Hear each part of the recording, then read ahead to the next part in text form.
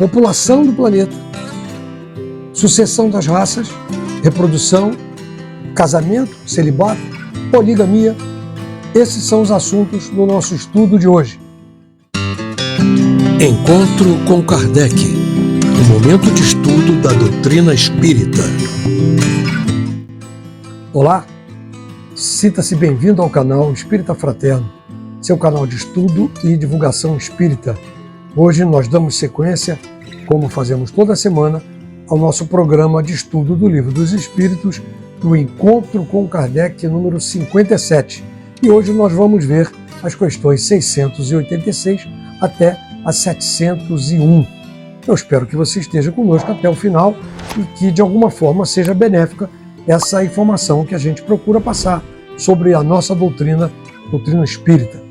Não posso deixar de pedir que se inscreva no canal, não custa nada, não paga para isso, não cria nenhum tipo de vínculo nem compromisso, apenas você se inscreve, deixa o seu joinha, porque se não deixar o joinha, o YouTube não vai entender que você está gostando e não vai divulgar para outras pessoas e pode até não te avisar que tem novos vídeos. Aliás, para isso você, quando se inscrever, ativa aquele sininho que aparece, o sininho mais escuro, esse para o YouTube poder te avisar. Evidentemente, se achar que deve, algum comentário será sempre muito bem recebido e eu respondo a todos os comentários que são feitos aqui. Ou alguma sugestão, alguma dúvida, algum esclarecimento que seja, será um prazer poder responder. Tá bem? Muito obrigado mais uma vez. Vamos ao nosso estudo para a gente poder seguir em frente. Capítulo 4. Lei de reprodução. População do globo. Sucessão e aperfeiçoamento das raças. Perguntas 686 a 692A. É lei da natureza a reprodução dos seres vivos? Evidentemente. Sem a reprodução, o mundo corporal pereceria. Indo sempre a população na progressão crescente que vemos, chegará tempo em que seja excessiva na Terra? Não. Deus a isso provê e mantém sempre o equilíbrio. Ele coisa alguma inútil faz. O homem que apenas vê um canto do quadro da natureza não pode julgar da harmonia do conjunto. Há, neste momento, raças humanas que evidentemente decrescem. Virá momento em que terão desaparecido da Terra? Assim acontecerá de fato.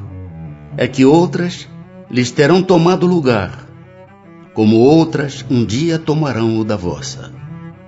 Os homens atuais formam uma criação nova ou são descendentes aperfeiçoados dos seres primitivos? São os mesmos espíritos que voltaram para se aperfeiçoar em novos corpos, mas que ainda estão longe da perfeição.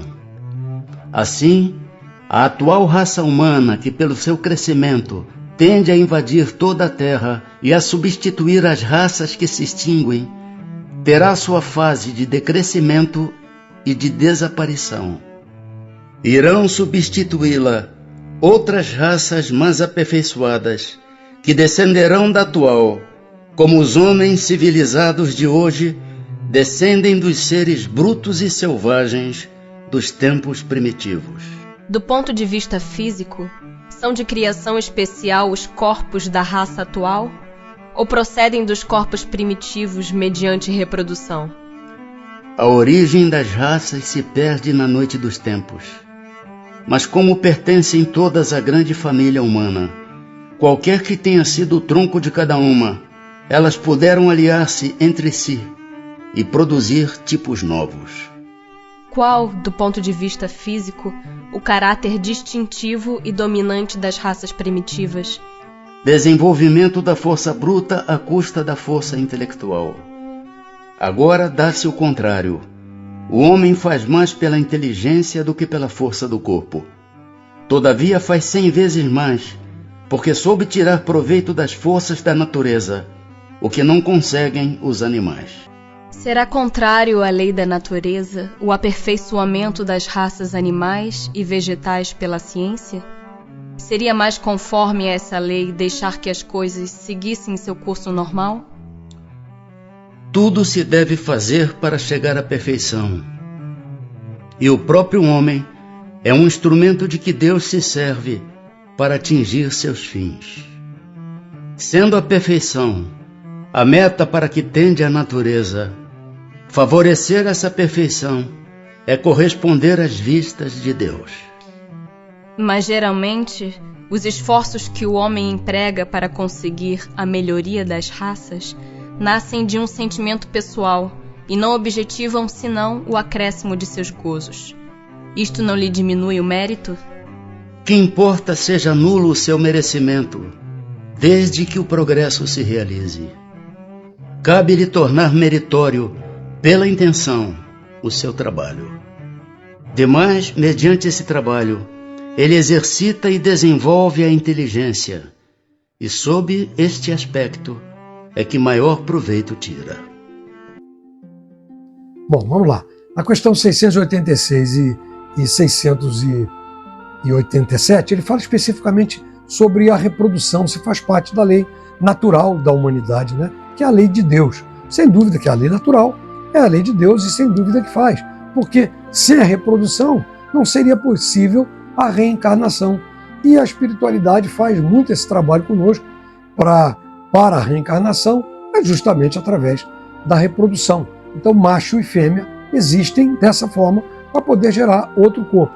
Evidentemente que isso no nosso planeta, em planetas mais evoluídos, mais adiantados, em que a matéria não é tão densa quanto a nossa, os corpos são muito mais sutis e a reprodução também é feita de outras formas, evidentemente. Então, vai depender muito da evolução de cada mundo, né?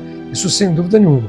Agora, essa reprodução, ela também, de uma certa forma, precisa ser controlada, porque ela pode ser excessiva. É lógico que Deus a tudo faz em equilíbrio, com muita justiça e com muita bondade, sem dúvida nenhuma. Mas a gente precisa estar atento que, se Deus fez, não vai haver esse desequilíbrio jamais entre masculinos e femininos diante da reprodução. Bom, a questão seguinte, a partir da 688, ele fala muito sobre a relação entre as pessoas, né?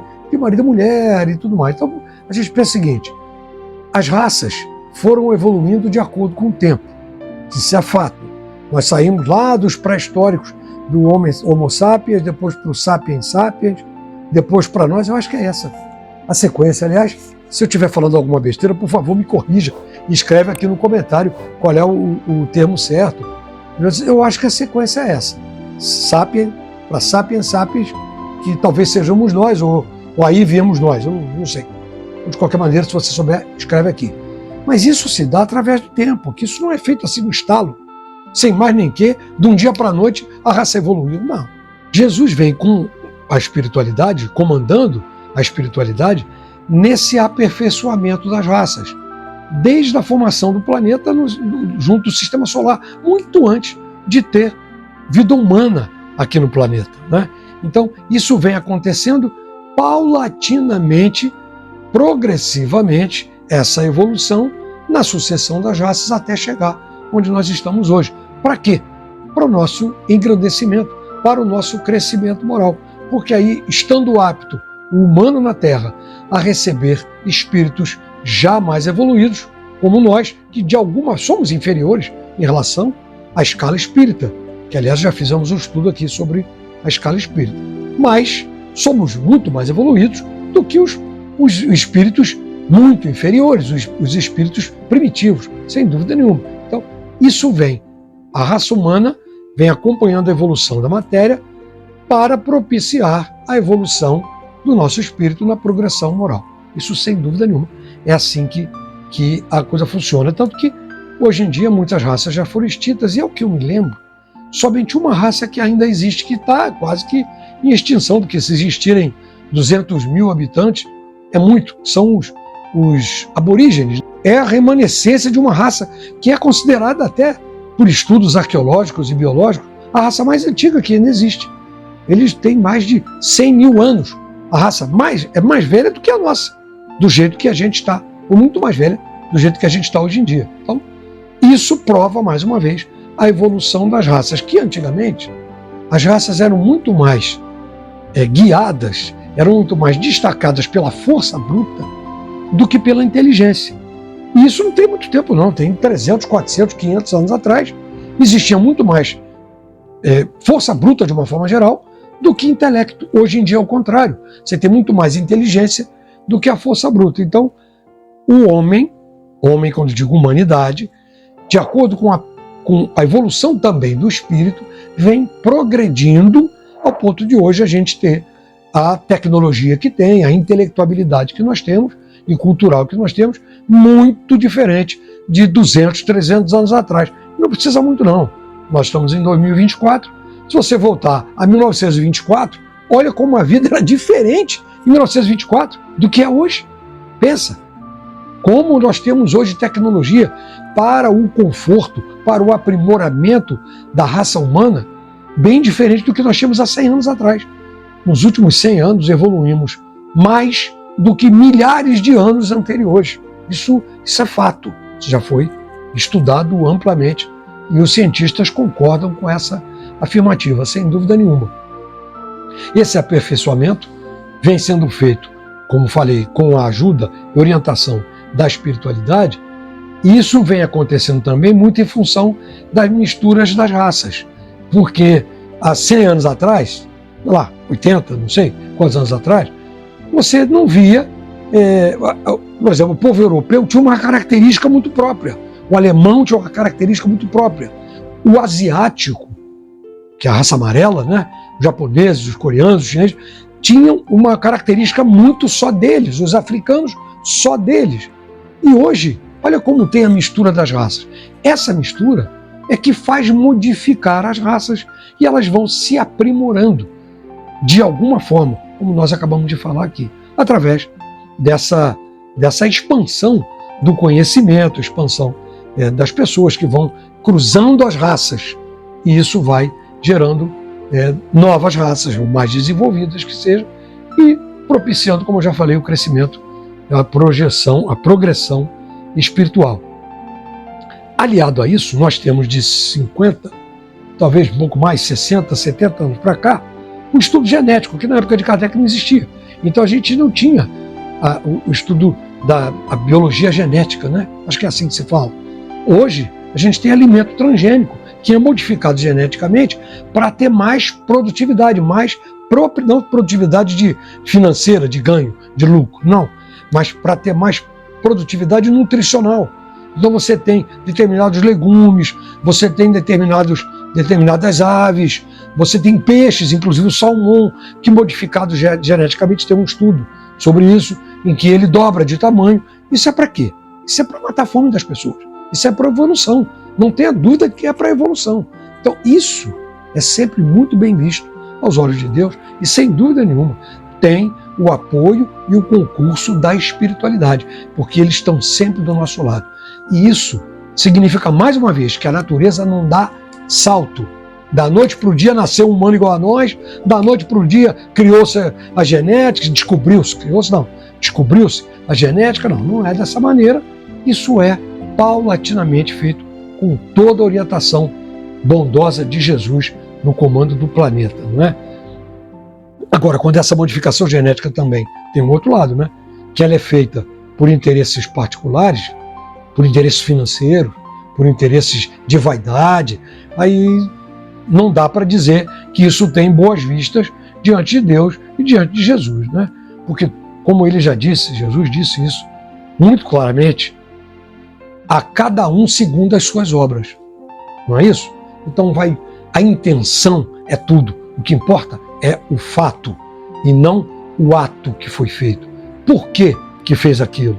Né? Por que fez aquela modificação genética? Não, é para o bem-estar da humanidade, é para matar a fome, é para saciar o desenvolvimento, para o desenvolvimento da alimentação de uma forma geral, para melhorar as condições de alimentação de um povo. Isso tem que ser visto beneficamente, desde que não seja crueldade, sem dúvida nenhuma. Agora, se é feito por interesse, pode não, fazer isso aqui porque isso vai me gerar dinheiro, lucro. Tudo bem, aquele que fez com lucro, pensando no lucro, isso também eles responderam nas questões. Esse vai prestar conta do que ele faz, a cada um segundo suas obras, não é assim? Mas o resultado qual foi? Foi benéfico? Foi para apoio para a benfeitoria da humanidade, sem dúvida nenhuma, que tem o apoio da espiritualidade, Jesus está lá no comando disso tudo. Vamos ver o resto do estudo agora, mais um pedacinho?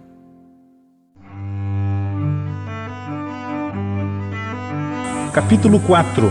Lei de reprodução. Obstáculos à reprodução. Casamento e celibato. Perguntas 693 a 699. Será contrário à lei da natureza o casamento?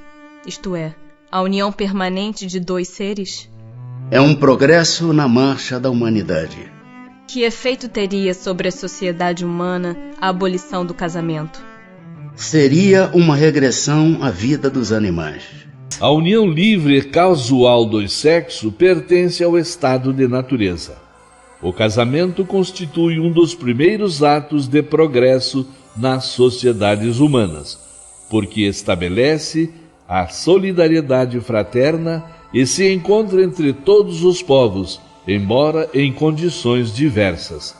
A abolição do casamento seria, pois, regredir à infância da humanidade e colocaria o homem abaixo mesmo de certos animais, que lhe dão o exemplo de uniões constantes. Está na lei da natureza ou somente na lei humana a indissolubilidade absoluta do casamento?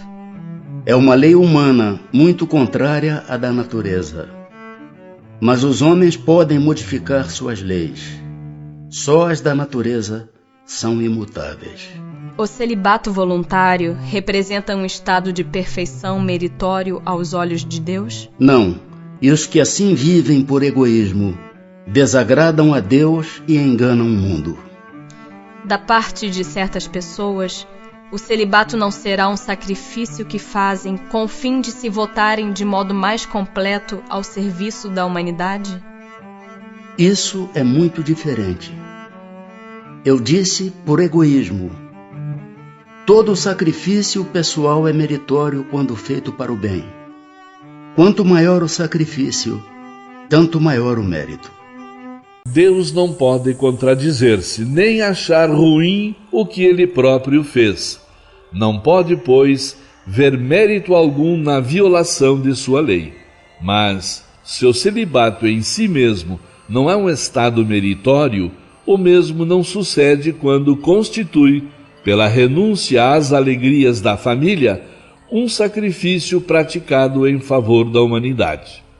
Todo sacrifício pessoal, tendo em vista o bem e sem qualquer ideia egoísta, eleva o homem acima da sua condição material. Nessa questão, logo no início da 693, você pode ver que ele está falando sobre isso ali, sobre lei geral. Por quê? Porque lei geral, o nome já diz, mas existem exceções.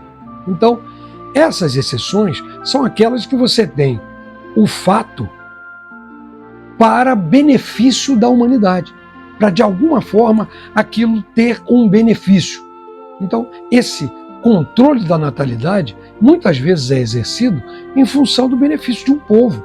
Nós temos um país asiático, eu não sei se foi a Coreia, se foi a China, no século passado, acho que foi na década de 70, não tenho bem certeza. Aliás, se você souber, me ajuda e deixa aqui no comentário escrito qual era o país e quando foi, em que exercia um controle de natalidade tão forte que um casal não podia ter mais de um filho, só podia ter um filho, e eles praticavam a esterilização de homens e mulheres para que não houvesse. Mas por quê? Porque a fome era generalizada. Eles não tinham como mais sustentar, o governo em si não tinha mais como sustentar e criar meios de subsistência para aquelas pessoas. Então o único jeito era parar de fazer filho. Foi uma coisa nesse sentido mesmo. Eu não estou dizendo se está certo ou se está errado, não quero julgar isso. Só digo que, como Jesus sempre diz, a cada um segundo suas obras, e o que importa é o resultado, como eles colocaram aqui na resposta. Os benfeitores descreveram isso. O resultado é importante. Então, dessa mesma forma, o controle de natalidade, assim como o controle de pragas, por exemplo, não deixa de ser um controle de natalidade, mas de insetos, por exemplo, que você tem uma praga de uma determinada larva que vai virar uma borboleta, que seja uma lagarta que vai virar uma borboleta, não é isso? Mas é uma lagarta, e ela está comendo alface. e está em excesso naquela plantação de alface lá, naquela fazenda de hortaliça. Então eles são obrigados a colocar um predador, um inseto predador daquela larva para poder controlar aquilo. É um controle, sim, de natalidade, não deixa de ser, mas qual é a finalidade? É não destruir a fazenda, não destruir o alimento e quebrar a cadeia alimentar, porque isso pode causar sérios prejuízos ao desenvolvimento para evitar a fome, sem dúvida nenhuma. Então é nesse sentido aí que a gente tem que pensar. Em termos de pessoas, os anticoncepcionais, eles são uma forma de controle de natalidade. Muito bem. Só que também, da mesma forma, depende da maneira que você está colocando. Um casal, 20 e poucos anos, acabaram de casar, não quer ter filho. Eles querem trabalhar, solidificar suas vidas, ou resolver fazer o seu papel na casa espírita, ou no culto evangélico, ou na igreja, ou na casa de umbanda, seja onde for. E um filho, naquele momento, pode atrapalhar.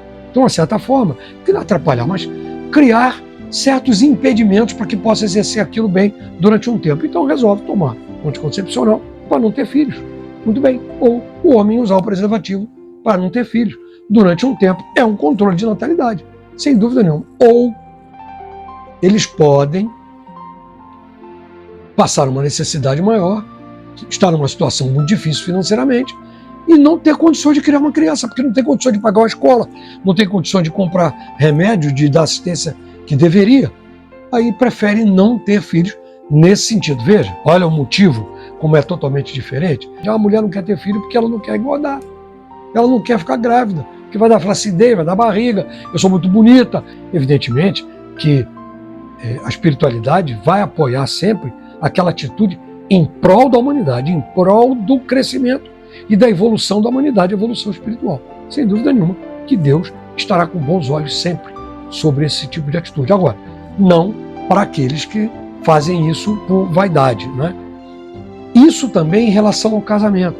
Porque, por exemplo, no casamento, a gente quando vai reencarnar, nós já falamos sobre isso aqui, nós temos um planejamento reencarnatório. Isso é feito com a espiritualidade. Existem equipes em todo o nosso planeta, todo o nosso apoio espiritual do planeta, que nos ajudam a fazer esse planejamento para a gente reencarnar. Isso não quer dizer que lá no dia 20 de março de 2024, o Sérgio Azevedo vai estar lá fazendo uma palestra à noite, lá no estúdio, fazendo uma palestra sobre isso. Não é assim.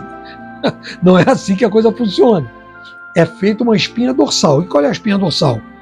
Você tem que exercer esse tipo de atividade, você vai fazer aquilo, você vai em tal lugar, talvez morar em tal lugar, precisa ir para lá agora. Como que você vai? Como vai morar? Em que vai trabalhar? Quem que você vai... Isso é outro papo. Aí vai depender de você, da sua liberdade de escolha. Isso é fundamental. Essa liberdade de escolha a gente tem. Você pode querer chegar aqui e não querer trabalhar. Eu trabalhei na prefeitura aqui, me aposentei aqui na prefeitura, eu poderia trabalhar em outra coisa. Poderia ter me aposentado na empresa que me trouxe para cá há muitos anos atrás, há 26 anos atrás, e que eu saí da empresa e entrei na prefeitura. Não. A escolha é minha.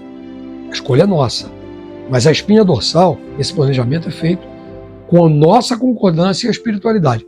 A não ser aqueles casos em que é expiatório, que nós temos que passar de qualquer jeito. Tipo assim, olha, você vai ter que ir, cara, não tem jeito. Você vai ter que ir lá e vai ter que casar com a fulana. Ué, mas eu não quero, que eu já casei com ela e ela me maltrata. Mas agora você vai ter que casar, porque ela vai te tratar bem. Ou você agora vai ter que tratar ela bem, vai ter que dar valor, coisa que você não deu. Então isso é combinado. E esse planejamento também é combinado em relação a filhos.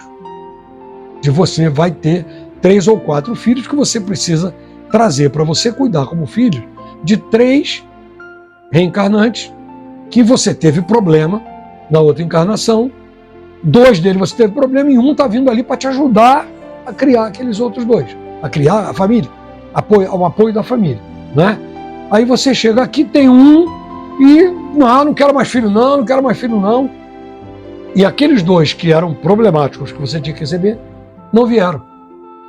Aí por qualquer motivo você fica viúvo e casa de novo e a sua nova esposa tem os 2 filhos que são aqueles reencarnantes, que reencarnaram depois com ela, porque estava no caminho de encontrar você e você tem que cuidar dos 2 de qualquer maneira. Então, quando a coisa é expiatória, você não vai fugir. Você pode até fugir, Mas em algum momento você vai ter que encontrar aquela situação.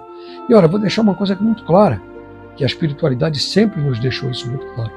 Família é resgate. Tenha isso sempre em mente.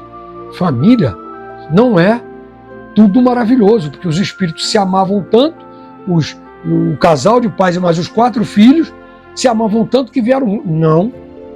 Certamente, dentre esses, tem amor, em algum momento, é óbvio que sim, mas esmagadora maioria das vezes é resgate. E você tem ali 1 ou 2 que vem reencarnando para ajudar no desenvolvimento daquela prova que você tem que passar, daquela expiação que você vai ter que passar para aquele resgate. Isso foi só um adendo que precisa ficar claro. Bom, voltando ao casamento, então, você pode até se recusar a ter filho. Mas você pode ter um irmão, não quero filho, não vou ter filho, acabou. Tá bom, é um direito que você tem. Você e sua esposa não querem ter filho. Ou sua esposa e seu marido não querem ter filho.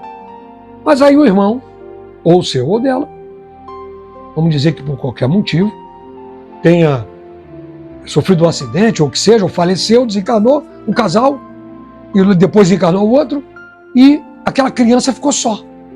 Quem é que vai cuidar da criança? Você. E era aquele que você não quis receber, mas você vai ter que cuidar de qualquer maneira. E também tem ao contrário, que é a pessoa que quer muito ter filho, mas maltratou tanto as crianças, foi um médico aborteiro, né? Ou foi um pai que exigiu, o marido que exigiu que a esposa abortasse, coisas desse tipo, e você quer resgatar isso e quer vir para resgatar isso. Mas aí você não tem filho. Você quer muito ter filho, porque você sabe que você precisa daquilo, mas você não consegue ter filho. Ou sua esposa não engravida, ou você não pode, ou ela não pode, que seja. Aí depois de muito tempo você resolve adotar uma criança. É aquele que estaria no processo reencarnatório que você não quis. Certamente pode ser aquele. Então veja, tudo são meandros, são filamentos que se entremeiam diante da espiritualidade. Tudo isso sob o comando de Jesus. É a bênção de Deus. Nunca esqueçam disso.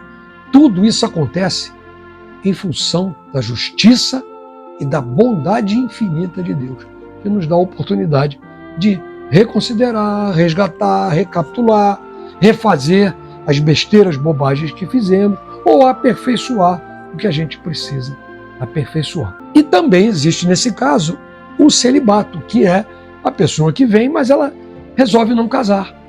Muito bem, é um direito que você tem de não casar.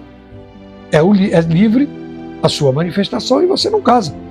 Só que se você não está casando, porque você tem algum tipo de fobia, ou porque você tem alguma insegurança psicológica, vai depender muito. Sempre, segundo as suas obras, a sua intenção é que vale. Ou você está deixando de casar porque você quer viver na gandaia o resto da sua vida. Não quero não. Eu quero ter mulher aqui, outra ali, lá, quero passear, quero viver, quero gastar o dinheiro que eu tenho só com gandaia. Eu não quero saber de casamento. Aí é um celibato por vaidade, por egoísmo, né? Ou então porque você tem dinheiro e não quer casar e não quer ter filhos, porque você não quer ter despesa.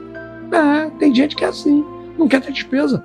Não, casar, cara, vou casar, vou ter que sustentar família, filho, casamento, não, tem que pagar as coisas, não.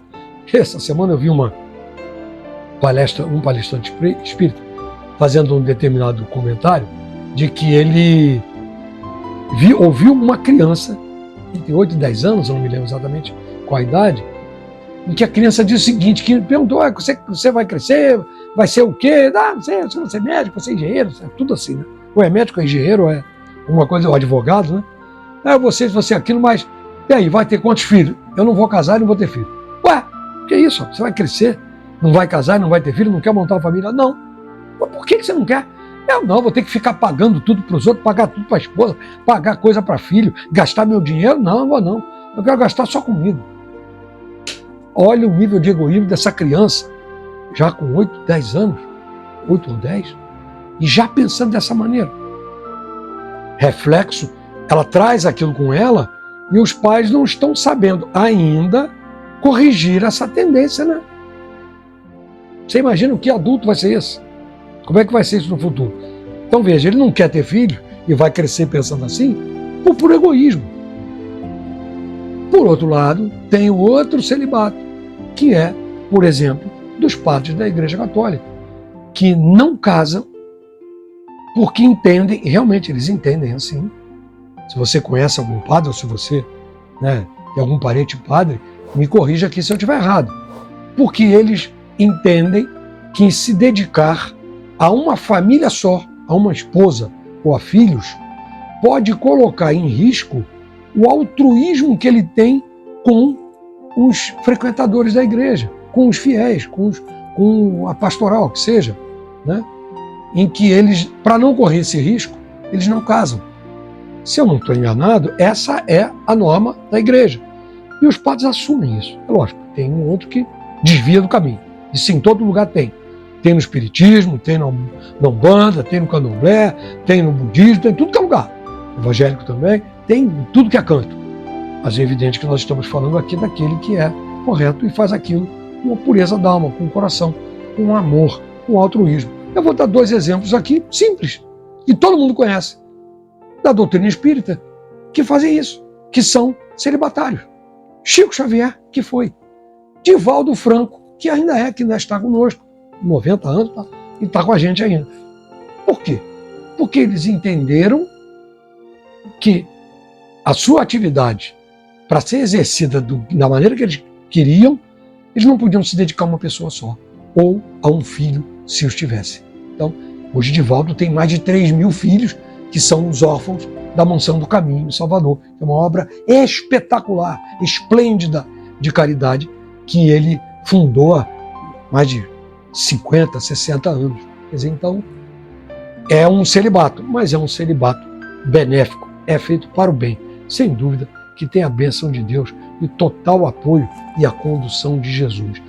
E até com relação ao celibato, nós temos um grande exemplo, que é Paulo de Tarso. Paulo de Tarso, que a igreja chama de São Paulo, Paulo de Tarso, que chamava-se Saulo de Tarso, e modificou o seu nome para fazer uma interrupção da vida dele antes e da vida dele a partir do momento da aceitação do cristianismo para frente. E é a base da doutrina espírita. Se você não leu, leia. Paulo e Estevão é o nome do livro, Psicografia de Emmanuel, por Chico Xavier. Procura e leia. Paulo e Estevão. É um livro lindo, fantástico, maravilhoso, muito bonito mesmo. E num determinado momento ele conta, que tem a narrativa, queria casar com Abigail quando houve um desencontro na vida, e dali para frente ele resolveu que nunca mais ia se casar, ia se dedicar simplesmente a todo o rebanho que ele pretendia arregimentar na doutrina cristã. Isso é muito bonito, é muito bacana. Procura o livro, Paulo e Estevão. Você vai gostar muito, é um livro lindo, né? Vamos ver agora as 2 últimas questões do nosso estudo.